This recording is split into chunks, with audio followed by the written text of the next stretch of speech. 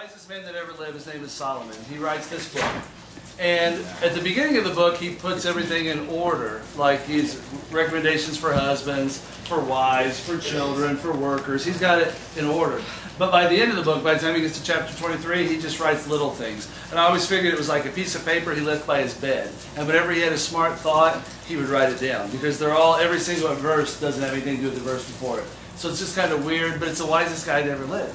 So it's advice you want to take because he knows what he's talking about. But 23:7, he says this. He says, as a man thinks, so he is. As a man thinks, so he is. And it gives us a huge truth, which I had on the board here, and then we got it. Oh, did you? Go ahead, go down one. I'm sorry, I didn't give you the signal. No, go up one. There you go. Oh, you're killing me. Yeah, there you go. And then I'll give you one. We're going to talk today about how to think like Jesus. Because before you do anything, you've thought about it first. Before you speak anything, you've thought about it first. Let's take as a for instance. Let's say there's a kid out there who thinks, I can't trust my parents.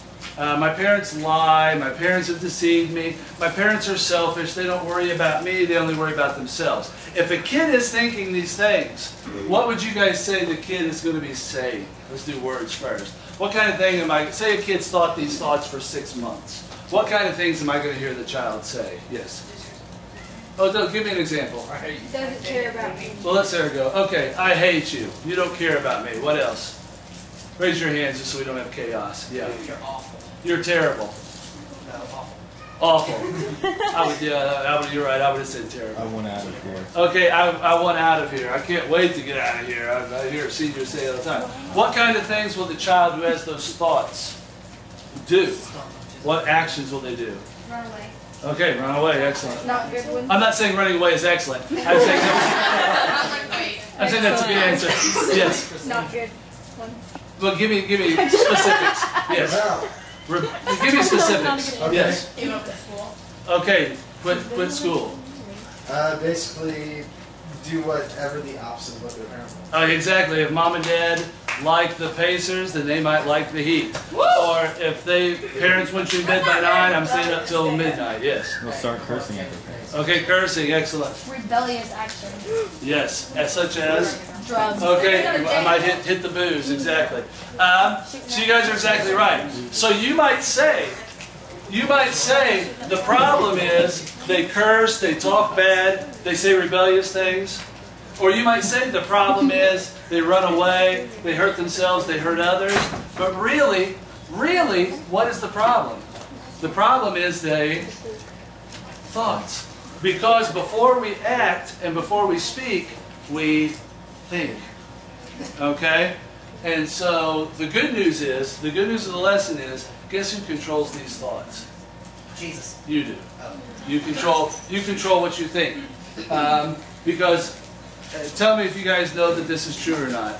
I've seen the same two, if we're going to stick with the family illustration, I've seen the same two parents raise two kids that are only 1 or 2 years apart, and the kids are completely different.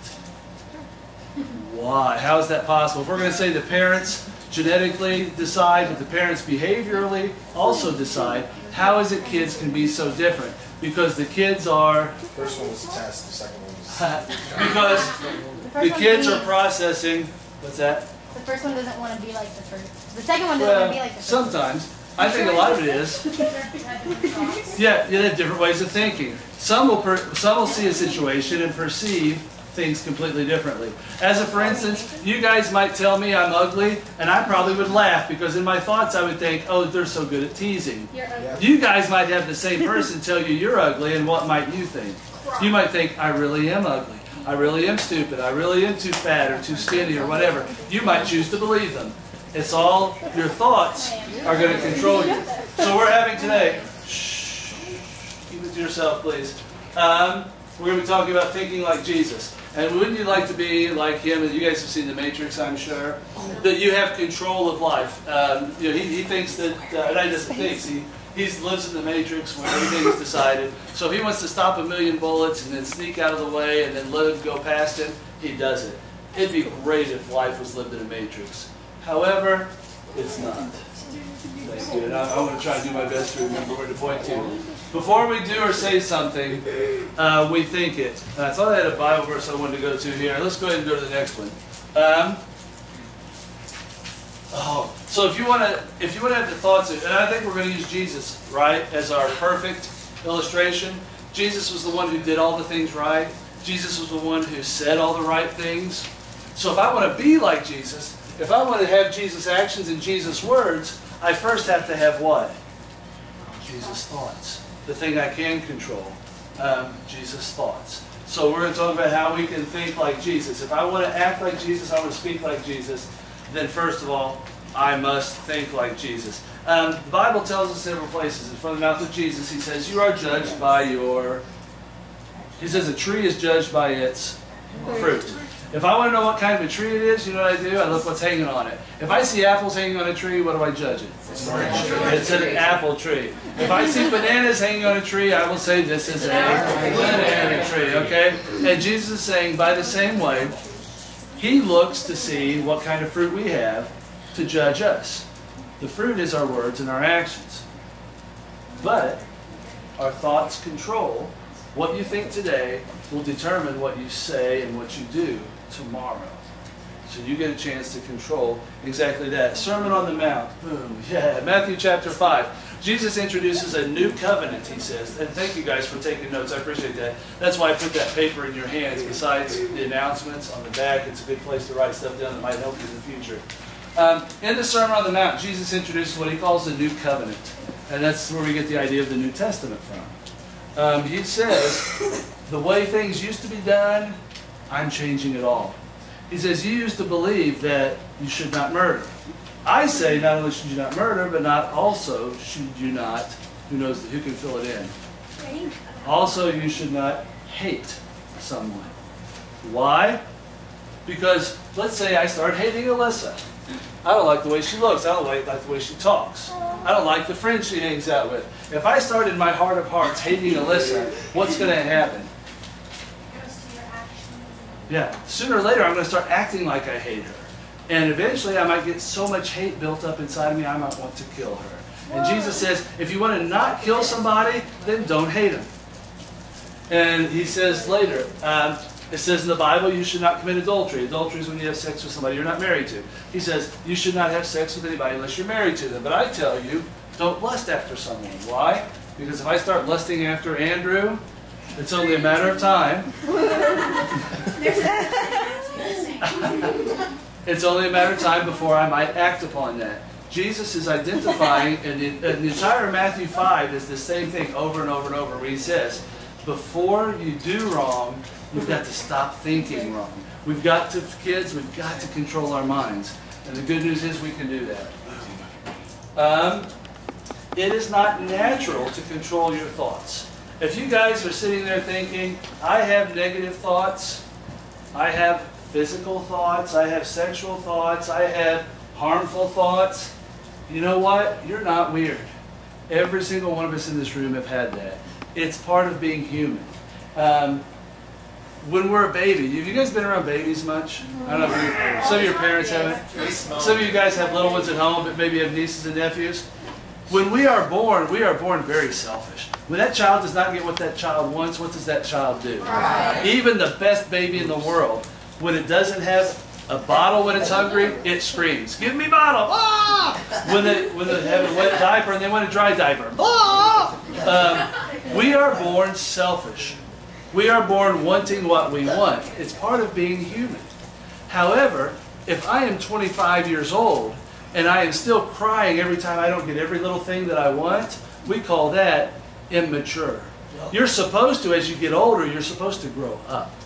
Now, have you guys met in your life's journey so far people who have gotten older but have not grown up? Yes. We have. We don't want to be that way. I don't want too much comment. We don't want to be that way, not just physically, but also spiritually. It's time to grow up as we get older. You're supposed to mature. If somebody doesn't mature, we call that retarded. We might say physically retarded, mentally retarded, emotionally retarded. Some of us, I think kids are spiritually retarded. We have gotten older physically. We've gotten older chronologically, but we have not, how do you want to say, self-controlled our spirits to say that, okay, I'm going to control my thoughts a little bit better. When I hear something, when I see something, I'm not going to believe that. Hey, can I give you guys just a little, we'll step out. Where's the pen? I have to think of the pen here. Just a real quick add-on. This is not in the notes, but it just hit me, and so sometimes I think when that happens, it might be from God. Here's a real good tool I can give you. When somebody speaks, they're not telling you about you, they're telling you about themselves.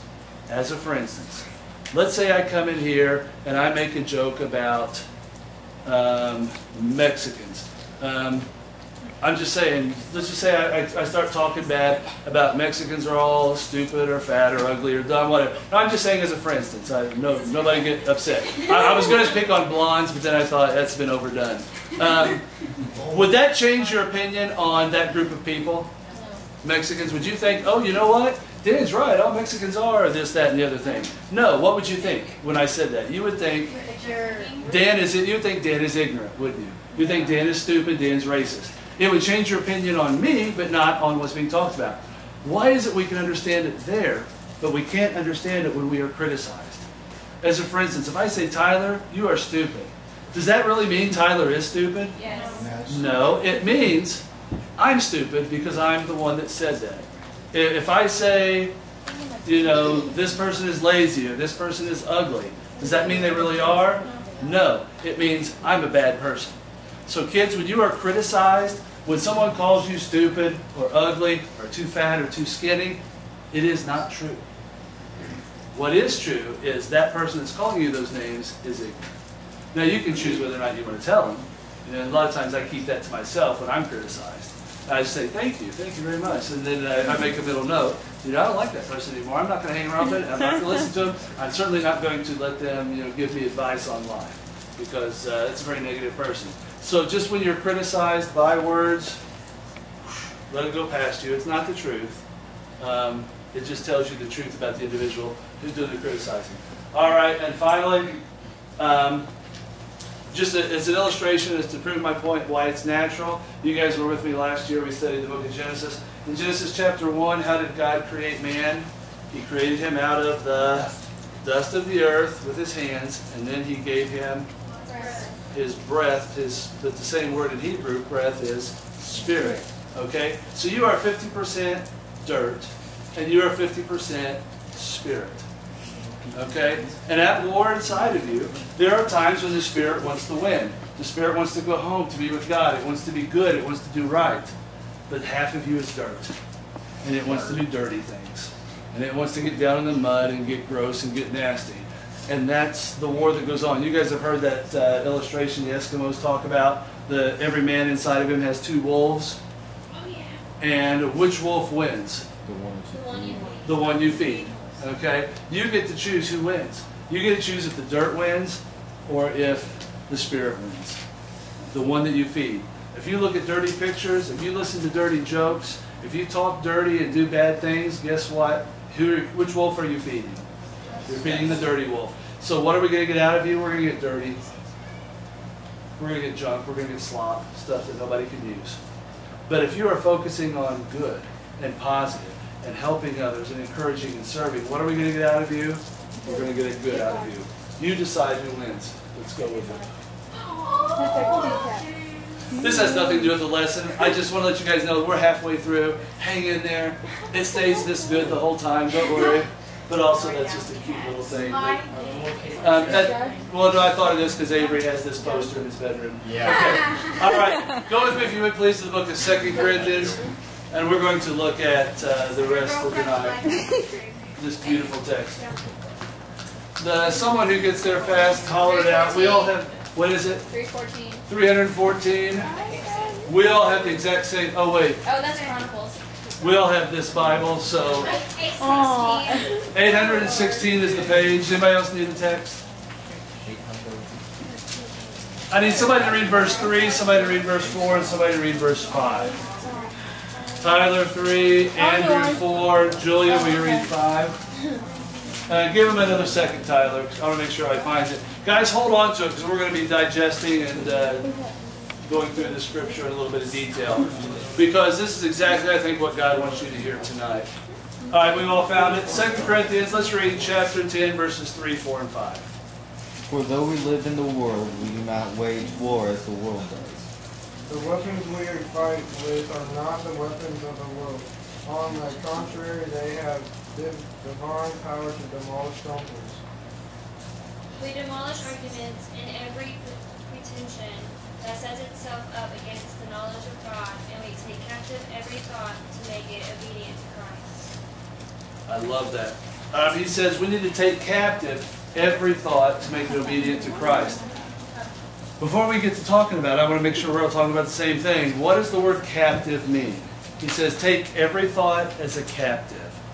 What is a captive? Yes. Okay, as a prisoner. Usually we take captives during what? War. During war. Okay? So a war is going on. We think this guy's a spy. We're not sure if he's a spy or not, so we're going to take him captive. If we knew he was bad, we would just shoot him. But we're not sure. We're going to take him captive. What do we do while he's captive and in our custody? We're going to interrogate him. We're going to talk to him. We're going to talk to others about him. We're going to look for proof. Okay, guys? When you have a thought pop into your head. Now, I'm not talking about the little stuff in life. Like, gee, I really like the new Whopper. The big stuff in life. Okay, so can we just set all the little stuff to the side? It'll take care of itself. The big things in life, the big choices, the big things going on. Every thought I have, I take it captive. Because the fact that it's in my head, does that mean it's true? I want to tell you guys something that I wish somebody would have told me 30 years ago. Every thought you have is not true. Just because it's in your head doesn't mean it's right. And as an illustration for that is, who in here has ever made a C or lower on a test? Okay, every hand went up in the air. All right, you guys have made 60% before on algebra tests. You don't know everything. All right, you've had English scores that you barely passed half. Everything in your head is not true. Okay, so just because you think my mom hates me, does that mean your mom really hates you? No. Just because you think, hey, Pastor Dan's a great guy. Wait, just because you think, hey, this outfit is okay for me to wear, does that mean it is? Just because you think it does not make it true. Okay? Truth needs to be taken captive. You interrogate it. You research it. You think about it. You ask others about it. You do your research, and then you decide. If the captive is found to be truly an enemy, what do we do with it? We kill him. Yeah. If the captive is found to be not an enemy, what do? We set it free. Okay? When you have a thought, you take it captive, you check with other people, you check it against the truth, and if it's a wrong thought, you kill it. If it's a right thought, you set it free. Take captive every thought. As a for instance, yesterday afternoon I was walking and holding hands with my wife. I suddenly dropped her hand and grabbed my cell phone to take this picture. She hit me in the chest and wouldn't talk to me the rest of the day. Last night she asked me, how could you? And I said, how could I not? It's not every day you see a dog driving a car. Oh, I've seen that. I've seen that on Twitter. And yeah, I borrowed it from somebody else. But yeah, not every thought that pops in your head, you're not perfect. The people you're dealing with in life are not perfect. So every relationship you have starts off as an imperfect relationship. You can't take two imperfect things and say, we're going to create this perfect thing out of it. So you will have conflict. You will have imperfections in your life. And we need to make sure we take those thoughts that we base our decisions on as captives. Yes? What's your understanding of the word relationship? Relationship, I would say, to me, I don't want to get too far off on it. Like, I have a relationship with Andrew. I'm his pastor, and we're close. We've talked several times, several occasions. Between two or more people? Yeah, I would say I have a relationship with this class, with the youth at Seymour Christian Church. Yeah, so, yeah, when I don't mean just boyfriend, girlfriend, or husband, wife. No, I'm talking about, but a relationship, it can be just a basic It could be with another person. Small group, yeah. Small group, individual, yeah, I would say. Okay, I just want a clarification on something. Oh, okay. Alrighty. Where are we? Alright. Our thoughts, So if we are going to think like Jesus, we've got to be based on the truth. We can't be based upon fact or fiction or guesses or hopes. We want to, as Jesus was based on the truth, we want our thoughts to be based on the truth. I threw this up here because I saw this from I got this off a website that was on from a home builder. And the guy was making the same point that I'm going to try to make here. And I've used this with the kids in inner sports. So if you play basketball here, you've seen this. This was the cheapest one. It's just a 3. What they do is when you build a house, you build a foundation. And a foundation in Indiana means they run a cement pad. Every building, Walmart, your house, everything that you build would have a cement pad. Make it 100% level, because what if your foundation is not level? What if it's crooked? What's going to happen when you build a house on it? Over time, yeah, it's going to fall down. It's not going to be. So it has to be 100% what they call plumb, level. And then what they do is they put, a lot of times, in a house there's about 12 of these, where they dig down in the ground and put feet. So imagine, like, let's say this is your foundation, then coming down, and then they'll have rebar, which is steel bars. Steel bars connect the foundation to the feet. You get to choose what feet you want. This is the cheapest. It's just a 3-inch rod that they drive in the ground. You can hit it with a hammer. It takes about 5 minutes. Drive 12 of those in, pour your cement, and you're done. This takes a little bit longer because they have to auger out 6 inches worth. They run 1 rebar. This bad boy here is a cool looking head that goes down, and once it goes so far, it opens up. And they call that a bell. What'd it do, fam? All right, this is by far the most expensive. I know it. This is by far the most expensive. Now, when it comes to digging a foundation for your house, which one do you think is the best? Okay. Yeah, which one do you think is the cheapest? And the guy who I talked to about this when I pulled that off said, most people, on the day you pay for it, they want to pick this one. They'll save a couple $1,000s. But for the next 100 years, which one do they wish they had? The middle. Every time there's a tornado warning that goes off, every time there's a storm, every time any problem in life happens, you're going to wish you had your foundation set deep. You're going to wish you had it set all the way down to the rock and tied in. And one thing I can tell you, living in Indiana, what's going to come every April and every May? You're going to get tornadoes. Every June you're going to get floods. We can't be surprised when storms come. This is where we live. Okay? Kids in your life, storms are coming. You're going to have problems with spouses. You're going to have problems with work. You're going to have problems at school.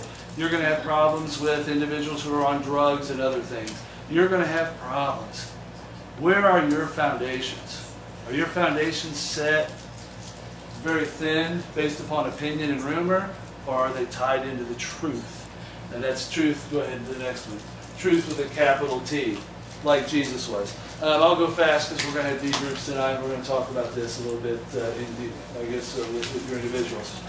Here's 6 places I found people have found truth. 6 places where people have found truth. Number 1 is in the government. As a for instance, is it wrong for a 21-year-old person to drink alcohol? Raise your hand if you think it's wrong. Raise your hand if you think it's right. What's wrong? Modest. Okay. Wait. 21-year-old person to drink alcohol. Now, why did you guys say, okay, let me do this. Is it wrong for a 19-year-old person to drink alcohol? Okay, raise your hand if you say it's wrong. Raise your hand if you say it's right. Why did you guys change your opinion on 19 and 21? Because it's the law. Okay, governments have come into this world thinking they can tell you what's true and what's not true, what's right and what's wrong. Okay, our government's always right. Okay, who thinks it was okay for the Nazis to kill all the Jews in the 1930s and 40s? Raise your hand if you think that was right. Raise your hand if you think that was wrong. Now, was it legal? Did the government say it was okay? What about when we killed all the Indians? What about when we took all the black people to be our slaves? Those were things the government said is okay. If the government is always right, why are they making so many mistakes? If you're going to say, well, it's legal, so therefore it's okay, then I have a problem with that. The government screw up a lot. But government says it's okay to kill babies as long as they're inside the mommy's tummy. Does that make it okay? I don't trust governments that much. The government's human. They're just like us. They're just people that have no power. What makes them right and us wrong? Unless we can Preach. Exactly what we said before. I'm faulty. I'm half dirt. I've made mistakes. You can't get a million mistake makers together and come up with something perfect. All right, let's go on. So we're not going to trust governments. We're going to say other authorities. Some of us will say, well, the principal said it was okay. Or the policeman said it was okay. Or Oprah said it was okay. I'm going to trust another human to tell me what I can do and what I can't do. Am I going to trust them with right and wrong? Again, supervisor at work is always right, by the way. Oh no, I'm sorry, you're not at work. What is your title there? I'm a therapist. Therapists are always right. But I'm their boss, right? No. Except for me. Yes. To me, the only one with the truth and the one that's right is God. Don't tell them. Oh. Oh, spoilers. Nobody. Spoiler. Pause. Push pause on the video. Yeah, we videotape, so in case you guys ever miss a lesson, you can go to YouTube, look up Seymour Christian Church, and you'll be able to find a lesson that you might have missed. Okay, so we're not going to trust anyone else because, again, they make mistakes. The other problem with the other individuals in your life, if you make them the authority on truth, they're almost always going to be, people are, like I believe, people are very selfish. Like say, if I'm going to let Tyler tell me everything that I should be doing with my life, eventually Tyler's going to be very selfish. He's going to tell me to do things that benefit him. Not things that benefit me, not things that are right, but he's going to do things that benefit me. And if you start trusting another thing, another individual, another group, they're going to just bend it around so you're trusting them. A lot of us kids fall into this problem. We sink our foundation into the truth of other people's opinions. Everybody else is doing it. All my friends are living with their boyfriend. Everybody I know at the party was drinking. Everybody else thinks that if I truly love them, I can have sex with them. Because everybody else thinks it. Does that make it right?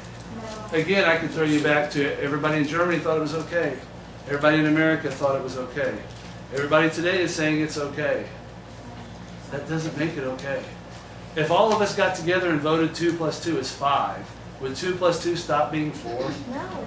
Truth is, whether you believe it or not, I think there's sometimes God sits up there and we say, oh, it's okay for same-sex people to get married, it's okay to kill babies, and we make all our decisions here and there, and God's just sitting up there saying, no, it's not.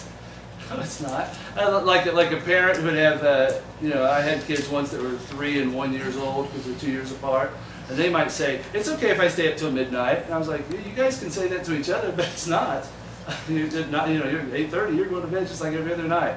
And I wonder how much God laughs when we try to tell him what's right and what's wrong. Yes, ma'am. Technically, we're entitled to our own opinion on Yes. things, but even when people do other things, you don't have to take their opinion on it. Excellent. Excellent. You're right. Everyone is entitled to an opinion, but your opinion does not change truth. My opinion does not change truth. I might believe the sky is red. I might go around telling everybody the sky is red, and I might do mean things to you if you don't believe the sky is also red. However, that doesn't make the sky red. You can believe what you want, and you are free to choose. God loves you so much, He set you free. However, you also have the freedom to be wrong. And if you base your foundation of your life upon those lies, if your foundation is crooked, the entire building is crooked. If you guys are waiting to be popular, to do what everybody else is doing, you're going to be just as wrong as they are. Yes, ma'am. I think that everyone has a right to their own opinion, but you have to fight for that opinion to actually matter, for that to actually mean something. Yeah. One thing I've noticed, I'll give you a clue that I've noticed as I've gotten older. If there's two people in an argument and one starts screaming, the one who is screaming and calling names and making fun of the other's individual, attacking their person, is the one who's wrong. Truth does not have to scream to be heard. Truth just is. Truth sits in a corner and laughs at lies. So if you're in an argument and you start screaming, I can guarantee you're the one who's wrong. If you start the name calling, or if you start belittling the other person, or if you're going to end the friendship because they don't agree, I guarantee you're the one that's wrong. Because lies have to be shouted to be heard and to be understood. Let's keep moving on because I got a couple more, then we're going to go. Another choice you cannot trust for truth is yourself. And we covered that earlier. I'll go real quickly. We make mistakes, people. I just knew on my SAT that I got a perfect score. But when it came into me, I realized it was not. Actually, my math was really good. My English was really bad. And if I'm trusting myself and how I feel, if I'm basing my life upon my own opinions and my own thoughts, man, that's risky. I don't want to risk that. The next one is a social group. A lot of us think, well, our friends think this way. My friends accept me from this. And again, your group is going to change. You know, when my mom and dad were growing up, they thought, you ever see those little skirts my mom used to wear? They call them poodle skirts. And the little white socks and the black shoes and the girls. That was cool. How was that, Dan? I'm not. That was cool. Today, if somebody came to school like that, you'd laugh at them. Your group is always changing. Your group can't make up its mind. What was cool just a couple years ago? Silly bands. Oh, yeah. And what's that? Crocs. Yeah. Oh, gosh. No, KPS like 90s. Your group is going to change its mind all the time. Hey, it wasn't that long ago Justin Bieber was cool. Oh, yeah. Oh, yeah. Oh, yeah. You loved him and you know it. Yes. Yeah. Oh, yeah. Feathers. You're right. I started shouting, so therefore I'm the liar. Your social group can't make up its mind on what to wear to school tomorrow. Don't trust your social group on what's right and wrong and how you should live your life. Okay? So we're lost. Where can we go? I can't trust myself. I can't trust myself. I can't trust you. I can't trust others. I can't trust groups. I can't trust governments. Who can I trust? You can trust who Jesus trusted. If Jesus was the greatest man ever, the one who changed the world so drastically he changed time. I mean, it's the year 2014 because the man was born 2014 years ago. Jesus changed this world, and everyone at the time recognized it. What did he base his truth upon? Yeah, hold it up high. You've got it in your hand. God's Word and the Bible. I've had a lot of people say, well, I don't trust the Bible because, well, this one part of Mark isn't consistent with this one part of Luke, or this one part in Isaiah doesn't really, I don't understand what it's saying. And they have problems with this or that about the historicity of the Bible. I say, for me, the fact that Jesus, 2014 years ago, said the Bible's God's Word, he quoted every chance he could get. If Jesus thought it's God's Word, am I smarter than Jesus? Did I come along 2,000 years later with all this new information and new wisdom because I'm just this much smarter than him? No, no. If Jesus believed the Bible was true, then I'm going to believe the Bible was true. If Jesus believed that the Bible was his foundation, his rock, what he could tie in, and when the Bible said to him, you should not murder, he said, I will not murder. And when the Bible said you should not slander, you should not gossip, Jesus did not slander, Jesus did not gossip. You should not lie or steal, Jesus did. He based his thoughts upon God's Word. So should it shock us that everything he said and did was good? No, because everything he thought was good. And I think I've got one more. Yeah. You will choose. You guys are right what you were saying earlier. Everybody's got an opinion. Everybody's got a choice. You have the right to choose to listen to who you want to listen to base your life. You can think what thoughts you want. Actually, I am trying to tell you what to do. But it's for the same reason that God does. Why would God try to tell you what to do? How many people has God seen since the beginning of time? How many individuals has God known on a first name basis? I'm going to say hundreds of trillions. He's been around for millions and billions of years. God has seen more people succeed than we can count. God has seen more people fail than we can count. He knows what works. He knows what's going to screw you up. And so he says, hey guys, if you'll do these things, you're going to be happy, fulfilled, you're going to be joyful. If you do these things, it's going to lead to self-destruction. So God says, you know what, I want you to do these things. He's not coming from a part, the same as me or Amanda or other people God's put in your life. We're not coming from a part of being preachy or moldy or trying to just be old crusty stick in the muds. We're coming from a place of love. You know, I know a little bit about depression. I can help you with that. I can tell you what not to do and what to do that are good advice. Some of these other people God has spoken to us and helped us through things. We're coming from a point of love. We're just saying, if you guys will decide that in large things of life, I'm going to think what the Bible and what God tell me to think, then I can guarantee you're going to be much happier. If you're going to do better things, you're going to say better things, you're going to be a happier person. That's just the truth of the matter. And I've got one last thing, and then we're going to go.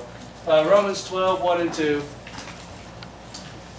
says basically we need to be transformed by the renewing of our minds. Our minds need to be renewed.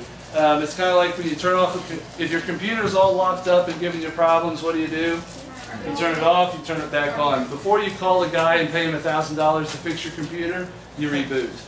When you're caught in a pattern of negative thinking, of wrong thinking, you need to reboot.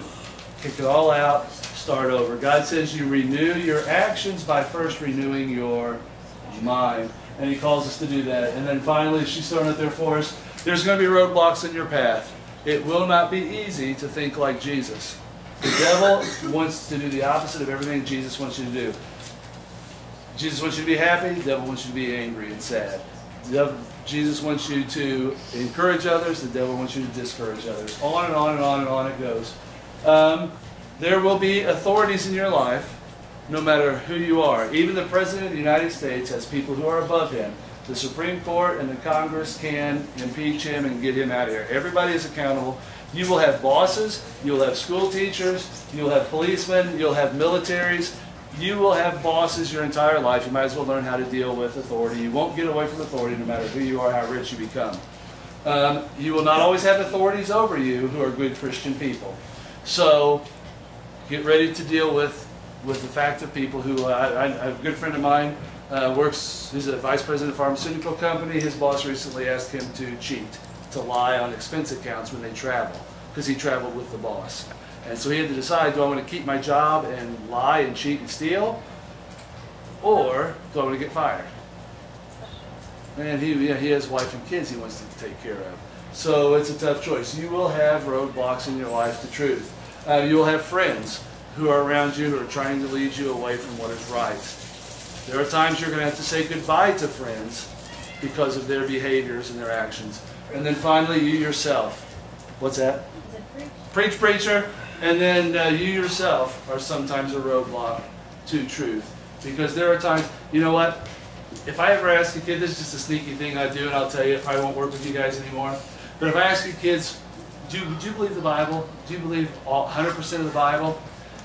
If you will tell me, I believe everything in the Bible, except that part about waiting to have sex until you're married. I'm not sure that's true. When you tell me what part of the Bible you don't believe, I know what sin you're struggling with. Because we all like to believe that the Bible is 99.9% truth, but the one part where it wanders is the part, well, I don't think it's wrong to steal. I don't think it's wrong to swear. My parents always swore, so I was raised that way. Well, then I know that you're having a problem with swearing. Because we all like to justify, we all like to believe that we know truth. And so anyway, so that's just a little trick I've done with kids before when I say, well, where do you think the Bible's wrong? Then I know. Then I know. So anyway, but that's part of the human condition. We all like to think that we are gods ourselves. We can make up truth on our own. And remember Adam and Eve, what was the temptation? Eat the fruit because it will make you as smart as God. We're still struggling with that fruit, aren't we? We still want to think, I'm smart enough to handle life on my own. I don't need anybody's help. I can decide truth for myself. We're still, the apple's still dangling right in front of us. And we still live. Yes, ma'am. I wanna fly with you.